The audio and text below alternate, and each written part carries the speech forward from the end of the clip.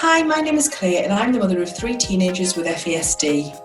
I'm Jessica, a PhD researcher specialising in educational interventions for children with FASD. And together we are the hosts of Spotlight on FASD, the UK's first podcast dedicated to shining a spotlight on fetal alcohol spectrum disorders. FASD is a condition caused by prenatal alcohol exposure that affects hundreds of thousands of children across the UK. And we're here to bring these conversations out of the shadows and make sure that no one living with FASD feels alone.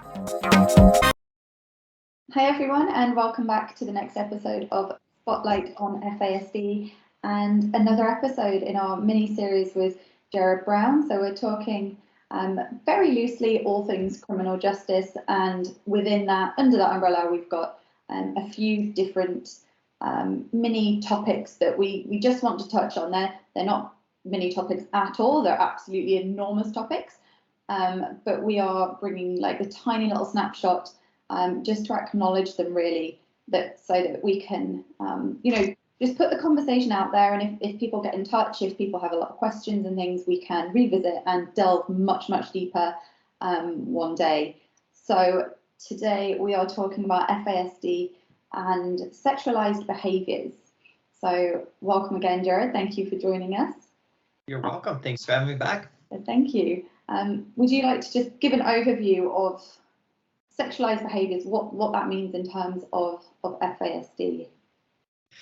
Yeah, another important and complex topic that it does come up more often than we realize. And sexuality obviously is a normal part of everyday life. For some individuals, they may engage in inappropriate sexual behavior. And what does that really mean when someone engages in inappropriate sexual behavior? It could mean that they are engaging in behavior that brings them into contact with the criminal justice system. It could be behavior that really leads to a lot of confusion, distress within that interpersonal kind of construct or within that family system. Now, most people on the FASD spectrum we're not going to be dealing with this, but there's a good sizable minority of individuals that absolutely do engage in some form of inappropriate sexual behavior at some point in their life. Now, is it intentional in a lot of cases? Difficult to know, because I think when we think of this, we absolutely need to look again at that person's emotional and developmental age, where maybe the person has a tendency to associate with people younger than them, but their brain functions as if they are younger. So in their mind, they may not think they're doing anything wrong talking to someone a lot younger than them.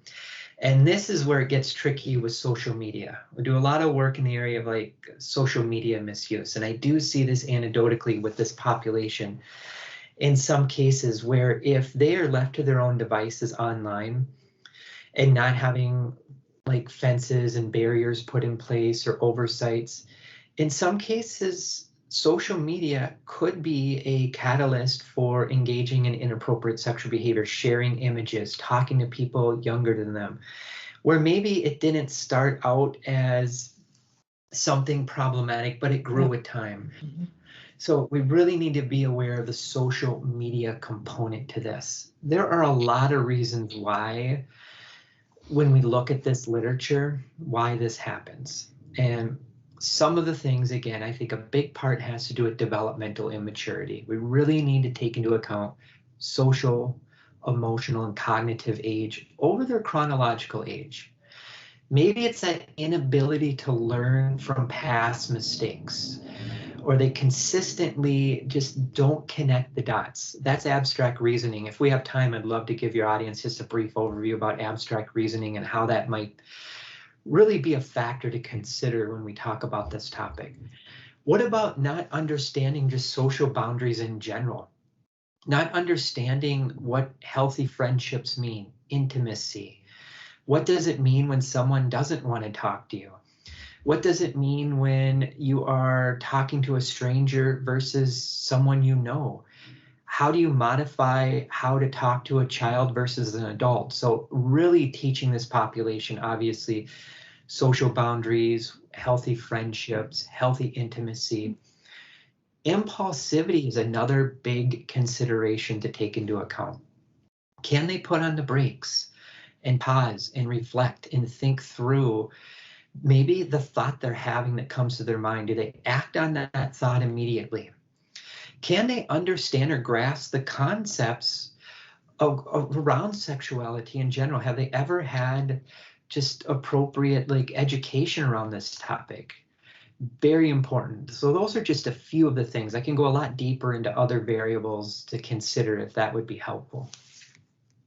I think one of the questions that I had written down was, is there a neurological explanation? But actually, I think I already know the answer to that, really, because again, in a previous episode when we talked about fire setting, it is all to do with their cognitive age, not their chronological age. So, and especially when you're talking about online presence, it is, I can totally see how a 17 or an 18-year-old boy could be at the same kind of enjoyment level on a game as an 11-year-old girl, and they could genuinely enjoy playing together, be on the same level, but just instantly without anything happening that's inappropriate, society is like, that is totally unacceptable. There's grooming going on. What's going on there? And it's and actually, in a situation where the older child has FASD, they are the more vulnerable child in that situation. So it's so complex, and it's such a hard thing to balance, because for a lot of our kids, the online world is a safe world for them to be in. It's a way they can access friends around their anxiety, around their disability, but it does leave them hugely vulnerable as well. So it's something that, and I said this to you both before, when I knew that this is what we were talking about, it made me feel really uncomfortable, and I didn't want to talk about it, which is exactly why we must talk about it, because this is, I think, a huge area where our children are very, very vulnerable. And just the way the law is means that they could be behaving in a way that is appropriate to how old they mentally are, but it's illegal because of their chronological age. Yeah, so, and especially with this, you've got that developmental age and the flood of hormones that drives your average teenager whose body is 14, 15, 16, 17. Everybody listening to this, we've all known teenagers, we've all been teenagers. That's huge, but it's driving a body that doesn't have the mental capacity, the ability in the driving seat to direct that energy, to direct that the exploration and everything else that's going on there through those teenage years. And as you say, that can lead to huge vulnerabilities or just dangerous scenarios, really. Like all these topics we've been talking about, I think it's imperative, again, to look through that executive functioning lens, that kind of the CEO of the brain, the boss, and that relates to judgment and decision making and problem solving and reasoning and logic. I mean, those all come into play with any type of criminal justice based issue we talk about. But what happens if we talk about the topic of consent and intent and the word no? I think those are very important concepts to absolutely teach someone with FASD, because those could be abstract in a way. Like, what does it mean to engage in private behavior versus public behavior? How do you act around a stranger versus a friend who you know? I mean, all of these things, it just doesn't apply to inappropriate sexual behavior. If we can teach people with FASD all of these concepts, I think that's going to help in a lot of different aspects of their life. Do they lack the awareness of a risky situation? Do they understand that maybe they're starting to engage in a really dangerous situation? What about gullibility?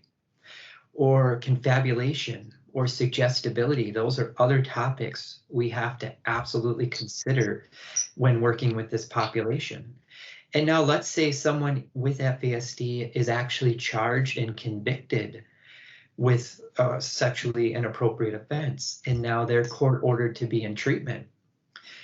It is imperative, that's a whole other can of worms to talk about, is treatment of people with FASD who have these histories. Because if they're thrown into a treatment as usual program and no one in there understands FASD, and they're in a group with a number of other individuals who've had inappropriate sexual behavior offenses, but they don't have FASD, that person with FASD could walk out of that treatment worse off than what they were beforehand in some cases. I mean, we can talk about that if that's helpful, but it's imperative too to prevent this as much as possible. But if they do become involved in the criminal justice system, ensuring that the legal system and the treatment settings understand this topic and why modifications to treatment and intervention and assessment absolutely need to be taken into account. Yeah. Even just then, when you mentioned,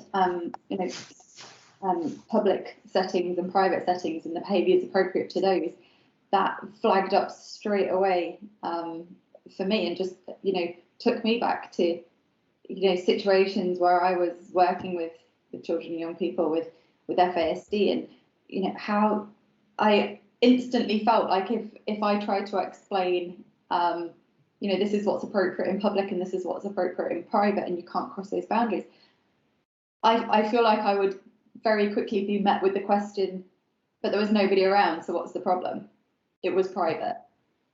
Absolutely. And online behavior versus and fantasy versus reality. I mean, these are big concepts that get really confusing for someone with FASD, because if they see something online and they're in a chat room or watch a video, they may think this is how it really is in real life and try to act that out, and not good things can obviously happen in those situations. Yeah. And was it abstract reasoning you said that you'd hope to touch on? Because please. Yeah, I think if we were to look through an abstract reasoning lens when working with people with FASD, regardless of what's going on, it would help us better understand why things happen in some cases. So cause and effect. Why do I do this and this results? So again, for this population, cause and effect deficits, forward thinking, even thinking for the future. I work with a lot of clients with FASD who really just think in the here and now. It's a foreign concept for some. Where do you see yourself at in 6 months from now, a year from now? That is just so far away. So it's always living in the moment. Now, living in the moment for some things like mindfulness, not a bad thing, but always living in the moment, it's not a good thing. You can't get traction. It's hard to complete a goal and achieve your goal plans in life.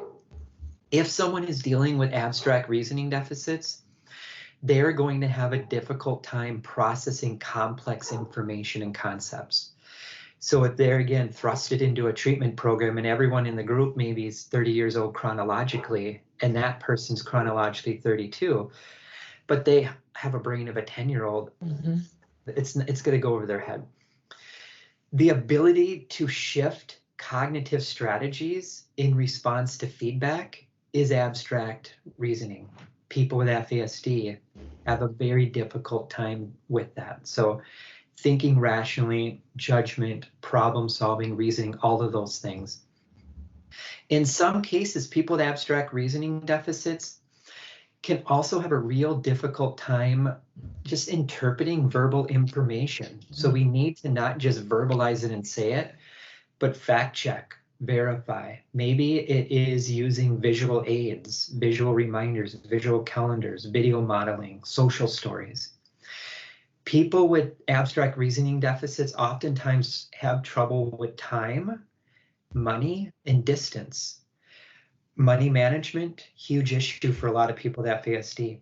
If someone's dealing with time management issues, they may have a hard time holding a job. If they're on probation, they may show up to their probation appointment late consistently. The concept of time is really interesting. So if it's a parent saying, you have 15 more minutes before you need to get off the screen, 15 minutes to someone with FASD, could feel like a minute, could feel like 2 hours. There's no concept in some cases. So it's important to define the beginning, middle, and end of time and make it visual, those kind of things. And this really goes to the heart of understanding consequences. And abstract reasoning also relates to self-esteem and social skills and task completion. And one red flag indicator, if you're working with someone with true abstract reasoning deficits, is if they consistently try to complete something, but they just kind of fail. It doesn't ever seem to get traction. That's a huge topic. I really think understanding that can really help us modify our approaches. It's not the only thing to be aware, but it's a big thing, in my opinion. So I think that I've just been reflecting while you've been talking there and thinking about the whole sexualized behavior with FASD. And I think that, again, we always try and focus, we want to be very real, but focus on as many positive aspects as we can. And I think as the mother of 3 teenagers with FASD, what I will say about the no filter aspect of it and this just whole openness is that I think I'm probably luckier than a lot of average parents, where there is nothing that isn't discussed. There is nothing that can't be discussed. So I'm able to have really, really open conversations with them where there is zero embarrassment at all. It's just absolute fact, matter of fact. So I think that's a huge, I think probably, if we're being honest, in a situation where you're a parent and certainly a teen with FASD, it's probably you finding it more difficult than them broaching these subjects and talking about them and trying to find a way to talk about what's appropriate and the boundaries and trying to find a way of giving them a little bit of understanding about consequences. But it's difficult for the parent of any teen to do that. It's not something that you relish, but it is vital to do that. So I think that would be my message. It's more vital that we do that, because our children are so vulnerable and so gullible and so suggestible that we have to put even more effort into that side of things. And I know that some people might think, well, are we not just raising the profile of that whole topic by wanting to talk about it with them? But that's definitely not the case. I don't believe, anyway. I think that we need to normalize it, and so then once we normalize it, we're able to then attach some acceptable behaviors to that normal, if that makes sense. And I'll take it a step further. I think if we're looking at this through an FASD lens, it is imperative, again, to utilize trauma-informed, attachment-based interventions. We absolutely need to understand executive function, suggestibility, gullibility, confabulation. And I would add theory of mind to that too. Understanding theory of mind deficits in this population is so important. Theory of mind relates to social perspective taking. There's elements of empathy that are wrapped up into theory of mind. And it's really, can that person understand the internal mental states of other people? Thoughts, wants, needs, emotions, intentions, feelings. There's a breakdown in that in a lot of cases. And just emotional awareness too. Does that person understand emotions? Do they understand why they have certain emotions, certain feelings? And then do they understand their reactions to them? Those are very critical things to be aware of. And if someone with FASD is engaging in inappropriate sexual behavior, those are just a few of the variables I think absolutely it's important for clinicians, professionals, and caregivers to at least understand. Yeah, definitely. I think, again, this is something that we could talk about for hours, but I think we've started the conversation, and I would like to think that we could be a source of support for anyone who's struggling with parenting or caregiving around this. I'm sure that it's something, certainly with regards to the criminal justice, I'm sure it's something that we will dig into and put like a magnifying glass onto a lot deeper. But this alongside with our other episode about fire setting. These are things that we just really wanted to acknowledge, put it out there that because we've always said that we want to talk about, we do focus on the positive, but we don't shy away from any of the tricky topics that come with FASD. So thank you again for giving us your time, for talking about this. We absolutely know that we'll be back to pick your brains even more, but we're just very, very grateful that you give us this time to educate us, because I've written absolutely tons of notes. I'm always writing things down because it's, I think that living it, I love being able to speak to professionals because I'm self-taught in all of my strategies, and it's just so reassuring for me as a mother to be able to get the professional side of things. It makes me feel a lot more secure about my parenting, definitely. So personally from me, thank you for that. You're welcome, and thank you guys so much, and honored to come on, and feel free to share my contact information with folks. I have lots of articles on all these topics if they're looking for some good reading materials as well. Yeah, definitely. We'll link those in on all of our social media and on our YouTube channel, if anyone wants to get in touch and have a little read about those. So thank you very much. So we'll speak to you again soon. Thank you. Thank you so much, guys. Okay. Awesome. Brilliant. Well, any thoughts? Too much? Not enough? No, I think it was just, I think there's such heavy topics. Yeah. That was probably just enough to talk about them and to broach them. Yeah. Because then neither of them are topics that people really want to talk about, but they want to hear about them because they want to know that it normalizes a lot of their situations. I have plenty on false confessions. I have plenty on vulnerability and victimization for another one. If that suicide risk, I have an article we're working on right now to publish on FASD and suicide risk and self-injurious behaviors. And those would be 3 other topics if you guys are interested down the road. Definitely. I was writing them down. Yes, we will. We'll definitely will be back in touch. And we'll send you the links. Okay. So that you can share them as well across your. Can I share them with students in my classes too? Yeah. Is that okay? Okay. Yeah. Awesome. They're just on YouTube, so. Yeah. Okay. Share with anyone. So we'll send them all over. So thank you very much for your time. You're welcome. Good chatting with both of you. Have a good week. You too. Thank you very much. You're welcome.